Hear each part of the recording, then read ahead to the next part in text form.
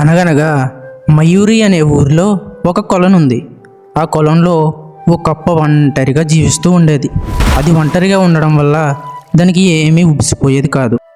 అలాంటి సమయంలోనే దానికి హంస తోడైంది. అవి రెండు చాలా సంతోషంగా ఆడుతూ పాడుతూ ఉండేవి.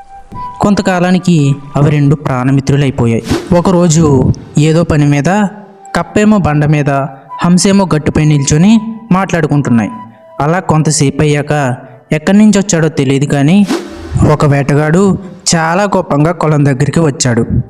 రెండుసార్లు అటు ఇటు చూసి ఒకేసారి వల విసరడంతో అది హంసపై పడింది. అది చూసిన కప్పకి అక్కడ ఏం జరుగుతుందో ఒక్కసారిగా అర్థం కాక వేటగాడితో ఇలా అంటుంది. మిత్రమా, దయచేసి నా స్నేహితురాల్ని విడిచిపెట్టు. వీల్లేదు. నేను దీన్ని విడిచిపెట్టడమా? దీన్ని అమ్మితే నాకు చాలా డబ్బు వస్తుంది. నీకు డబ్బే కదా కావాలి, ఒక్క నిమిషం ఆగు మిత్రమా అని కప్ప ఒక్కసారిగా కొలంలోకి దూకుతుంది. అలా కొంతసేపు అయ్యాక కప్ప బయటకు వచ్చి ఇలా అంటుంది. ఇదిగో, ఈ ముత్యాన్ని అమ్మితే నీకు చాలా డబ్బు వస్తుంది. దీన్ని తీసుకుని నా స్నేహితురాల్ని విడిచిపెట్టు. సరే. వేటగాడు ముత్యాన్ని తీసుకుని హంసను వదిలిపెట్టి జరిగిందంతా అతని భార్యకు చెప్తాడు. అది విన్న భార్య ఇలా అంటుంది. వెళ్ళు, కప్ప దగ్గర ఇంకా ముత్యాలు ఉండొచ్చు, అవన్నీ తెచ్చేయి.